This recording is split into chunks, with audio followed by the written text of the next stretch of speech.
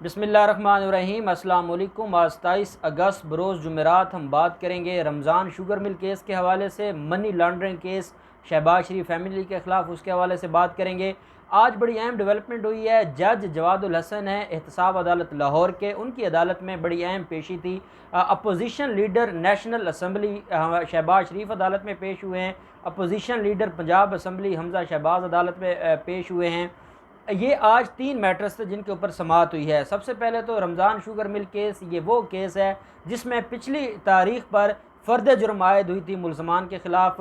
उसमें आज नैब के गवाह अदालत में मौजूद थे, उसके ऊपर समाअत हुई है। इसके अलावा जो आमदन से ज़्यादा असासाजात केस है और मनी लॉन्ड्रिंग का एक नया रेफरेंस फाइल हुआ है शहबाज शरीफ के बेटों के ख़िलाफ़, शहबाज शरीफ के ख़िलाफ़, शहबाज शरीफ की बीवियों के ख़िलाफ़ और शहबाज शरीफ की बेटियों और दामाद के ख़िलाफ़ ये केस फाइल हुआ है, जिस केस के अंदर CFO Sharif group of company Mohammad Usman को गिरफ़्तार किया गया है।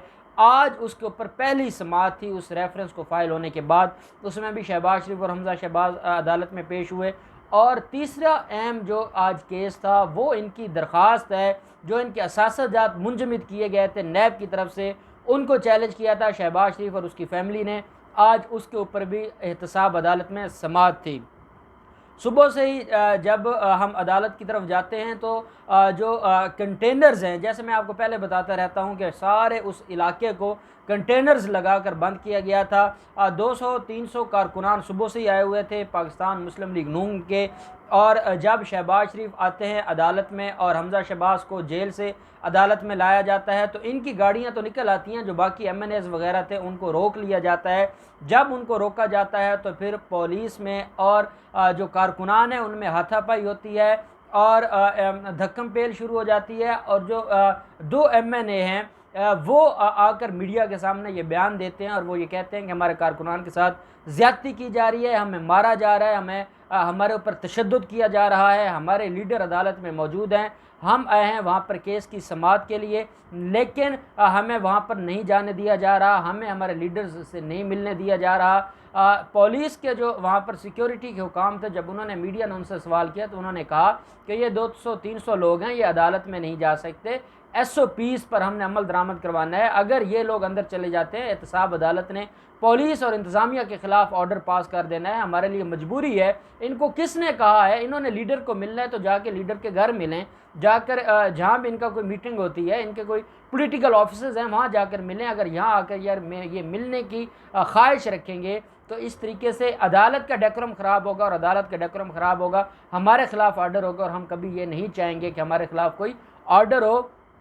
इतने में जो बाकी इंतज़ामिया थी उस पूरे जुडिशल कम्प्लेक्स की और सीनियर वकला की, उन्होंने फिर पुलिस के और जो MNAs थे PMLN के, उनके दरमियान फिर जाकर सुलह करवाई और उनको कहा कि आप अदालत की तरफ ना आएँ, आप इधर इंतज़ार करें और जो पुलिस को अपना काम करने दें, वो जो काम कर रही है उसमें आपके लीडर्स की भी हिफाजत है।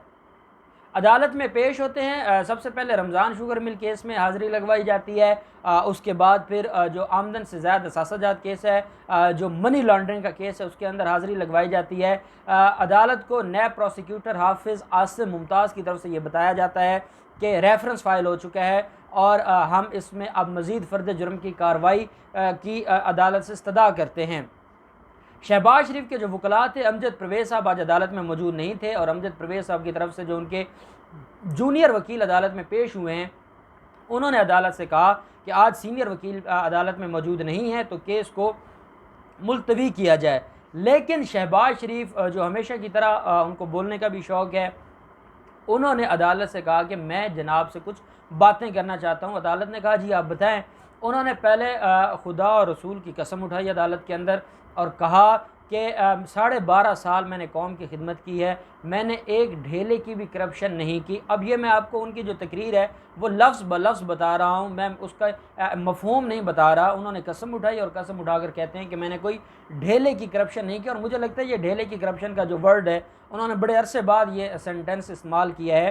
तो अदालत से कहते हैं कि मैंने एक ढेले की करप्शन नहीं की, 12.5 साल मैंने कौम की खिदमत की है, 48 घंटे मैंने जाकर कौम की खिदमत की है, मैंने पंजाब को इस तरक्की की सराह पर पहुँचाया है, मैंने लाहौर को तरक्की दिलवाई है, मैंने पाकिस्तानियों के हकूक़ के लिए काम किया है, मैंने ना कभी TADA लिया है, ना कभी मैंने तनख्वाह ली है, मैंने अपनी सारी ज़िंदगी वक्फ कर दी है इस सारे के सारे जो प्रोसेस है इसमें। मुझे पहले मेरे ख़िलाफ़ 2 केसेस हैं, एक रमज़ान शुगर मिल केस है, एक आशियाना हाउसिंग स्कीम है, झूठे केसेस हैं। मुझे इन्होंने इतना अरसा पहले फ़िज़िकल कस्टडी में रखा, फिर उसके बाद जुडिशल रिमांड पर मैं जेल में रहा। इतना लंबा अरसा तफ्तीश होती रही और मेरे ख़िलाफ़ कोई इल्ज़ाम नहीं था। मैं बिल्कुल बेगुनाह हूँ, ना मेरे कोई अकाउंट्स हैं, ना मेरे अकाउंट्स में कभी कोई पैसा आया है, ना मैं किसी ऐसे पैसे को जानता हूँ, ना मेरे को फ्रंट मैन है, कुछ ऐसा नहीं है।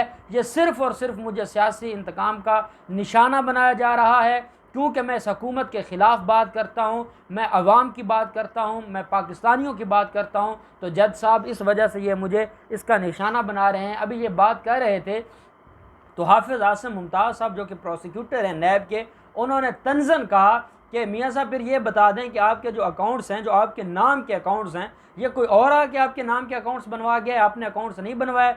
फिर खामोश हो गए। साथ हाफिज़ आसिम मुमताज़ ने पूछा कि आपके अकाउंट्स में 38 करोड़ रुपए सिर्फ गिफ्ट के तौर पर कैश जमा हुआ है, जो आपके बच्चों और बीवी ने जमा करवाया है। तो ये कौन से गिफ्ट्स हैं जो 38-39 करोड़ रुपए के आपके अकाउंट्स में जमा हुए हैं? आप कहते हैं कि आपके अकाउंट्स में पैसे नहीं है। हमने अदालत में वो सबूत जमा करवा दिए हैं कि अरबों रुपए फ़ॉरेन ट्रांजैक्शन हुई है जो आपके अकाउंट्स में आई है, जो आपके नाम के अकाउंट्स हैं। हम आपके फ्रंट मैनों की बात नहीं कर रहे, आपके मुलाजमीन की बात नहीं कर रहे, हम उन लोगों की बात नहीं कर रहे जिन्होंने आपके ख़िलाफ़ आकर यहाँ पर 4 वादा माफ गवाह बन चुके हैं। आपके ख़िलाफ़ CFO मोहम्मद उस्मान ने सारी चीज़ें, सारा कट्टा छटा खोल कर रख दिया है। हम उनकी बात ही नहीं कर रहे, हम तो आपकी बेटियों की, आपकी बीवी की और आपके बेटों के अकाउंट्स की बात कर रहे हैं। वहाँ पर ये अरबों रुपए कैसे आए हैं, कौन बेचता रहा है, कोई आप इसका हमें बता दें कि क्या ये अकाउंट्स आपके नहीं थे, या आप इतने इनोसेंट हैं कि आपके नाम के कोई अकाउंट्स बनवा कर इस्तेमाल करता रहा है, या आपके अकाउंट्स मिसयूज़ होते रहे, कोई आपने किसी फोरम पर कोई दरख्वास्त दी है कि आपके ख़िलाफ़ आपके अकाउंट्स मिसयूज़ हो रहे हैं। तो शहबाज शरीफ ने कहा कि आपकी बातें मैं नहीं मानता, आपकी गलत बातें हैं। अगर मेरा वकील होता तो आपको जवाब देता, मेरा आपको जवाब देना नहीं बनता। और मैं तो अदालत को अपना बतौर साइल, मैं तो अदालत से गुजारिश कर रहा हूँ और मेरा हक़ है कि मैं अदालत से जो मेरे दिल की बात है वो मैं अदालत से करूँ। तो अदालत ने कहा कि मियाँ साहब बात ये है, आपके ख़िलाफ़ पहले 2 रेफरेंस थे, अब तीसरा रेफरेंस फ़ाइल हो चुका है। एक रेफरेंस है आशियाना हाउसिंग स्कीम का, उसके अंदर एविडेंस हो रही है और वो बहुत जल्द अपने फ़ाइनल मरहले में दाखिल हो जाएगा, क्योंकि लाहौर हाई कोर्ट ने 3 माह की डायरेक्शन दी थी कि 3 माह के अंदर अंदर आशियाना हाउसिंग स्कीम रेफरेंस को डिसाइड किया जाए। साथ जो ऑनरेबल जज थे उन्होंने कहा मुलजिम से कि आपके ख़िलाफ़ Ramzan sugar mill case file हो चुका है, जिसमें अभी सिर्फ फ़र्द जुर्म आयद हुई है, इसके अलावा कोई कार्रवाई नहीं हुई। ये रेफरेंस फ़ाइल हुआ है, इस रेफरेंस की आज आपको कॉपीज़ दी जा रही हैं। अगली तारीख पर आपके ख़िलाफ़ जो फ़र्द जुर्म है वो आयद होगा। तो आप बता दें, अभी तो आपके ख़िलाफ़ केस अदालत में पेश हुए हैं, अगर आप कस्में उठाना शुरू कर देंगे और आप पहले कहेंगे कि आप बेगुनाह हैं, तो फिर अदालत अपना काम नहीं करेगी। इतने में जो प्रोसिक्यूटर थे नैब के, उन्होंने कहा कि जनाब जब फ़र्द जुर्म आयद होता है तो हर मुल्ज़िम ही कहता है कि मैं बेगुनाह हूँ, और हर मुल्ज़िम ही सेहत जुर्म से इनकार करता है। ये कोई अनोखा काम तो नहीं है। ये अगर कसम उठा के कह रहे हैं कि इन्होंने कोई जुर्म नहीं किया, तो ये तो हर मुजरिम कहता है। तो क्या अदालतें फिर उनकी कसम को पे ऊपर यकीन करते हुए केस को ख़त्म कर देती हैं, या केस आगे चलता है? तो जज साहब ने कहा कि केस अपने मेरिट के हिसाब से होता है।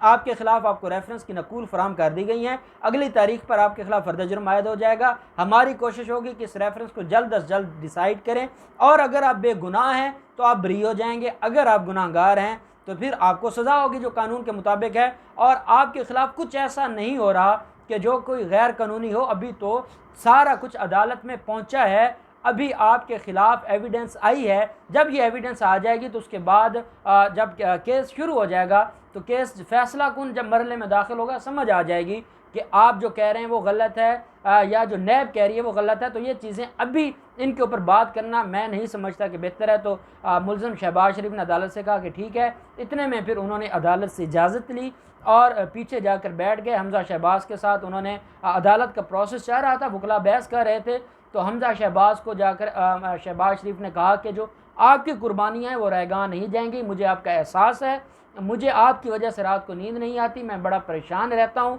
और जो आपको हर हाल में इंसाफ मिलेगा और मैं आपकी जंग लड़ूंगा। हमज़ा शहबाज सर नीचे रख कर बैठे रहे, उन्होंने कोई बात अपने बाप से नहीं की, या तो वो नाराज़ थे या वो अदब की वजह से अपने बाप के सामने कोई बात नहीं कर रहे थे। इतने में जब रमज़ान शुगर मिल केस की आवाज़ पड़ी, फिर मुलजमान कटहरे में खड़े हुए। अदालत को नैब प्रोसिक्यूटर ने बताया कि मुलजमान हमारे गवाहान अदालत में मौजूद हैं और हम एविडेंस करवाना चाहते हैं, जिसके ऊपर जो वकला थे शहबाज शरीफ और हमजा शहबाज को, उन्होंने कहा कि जनाब आज हमारे वकील साहब मौजूद नहीं है और वकील साहब की गैर मौजूदगी में हम नहीं चाहते कि स्टेटमेंट हो, और हमारी कोशिश होगी कि जिस दिन नैब के गवाह अदालत में आकर गवाही देते हैं उसी दिन हम उनके ऊपर जिरा करें, तो हमें इसके अंदर मौका दिया जाए। तो अदालत ने कहा कि इनको चीफ एग्जामिनेशन रिकॉर्ड करवाने दें, जब चीफ हो जाएगा तो क्रॉस एग्जामिनेशन अब नेक्स्ट डेट पर कर लीजिएगा। जिसके ऊपर जो वकला थे, ये 8-10 वकला थे, इन्होंने शोर मचाना शुरू कर दिया और उन्होंने कहा कि मुलजमान हाजिर हैं, हम हर तरह से अदालत को असिस्ट करने की कोशिश कर रहे हैं और करेंगे, लेकिन कोई बात हमारी भी मान ली जाए और जो मुलजमान के ऊपर फ़र्द जुर्म लग चुका है, जो एविडेंस की कार्रवाई है उसको मुलतवी किया जाए और हमें रिलीफ दिया जाए। तो अदालत ने रमज़ान शुगर मिल केस में जो मुलजमान हैं इनके ख़िलाफ़ एविडेंस को 10 सितंबर के लिए मुलतवी किया है। मनी लॉन्ड्रिंग केस को भी 10 सितंबर के लिए अदालत ने मुलतवी किया है। मनी लॉन्ड्रिंग का जो केस है, आमदन से ज़्यादा असासाजात केस, उसके अंदर अब मुलज़िम के ख़िलाफ़ फ़र्द जुर्म आयद होगा, और जो दूसरा केस है रमज़ान शुगर मिल केस का, उसके अंदर एविडेंस होगी। और एक तीसरी इनकी दरख्वास्त थी, और वो थी जो इनके असासाजात मुंजमद हो चुके हैं उसको ओपन करवाने के लिए, री ओपन के लिए, उसको बहाल करवाने के लिए। हालांकि पिछली तारीख पर मैंने आपको बताया था कि ये इनको बड़ी जल्दी थी और ये चाहते थे कि हमारे जो असासाजात ज़ब्त किए गए हैं वो दोबारा से हमें मिल जाएं, लेकिन आज क्योंकि अमजद परवेज़ साहब मौजूद नहीं थे तो उस दरख्वास्त पर भी फ़ैसला ना हो सका। तो इस दरख्वास्त को मुलतवी कर दिया जाता है 17 सितंबर के लिए। जो दोनों रेफरेंसेस हैं उनको मुलतवी किया जाता है 10 सितंबर को। इस केस में मज़ीद जो भी कार्रवाई होगी हम आपके साथ शेयर करते रहेंगे। अल्लाह पाक पाकिस्तान का हामी नासिर हो। बहुत शुक्रिया। अल्लाह हाफिज़। पाकिस्तान जिंदाबाद।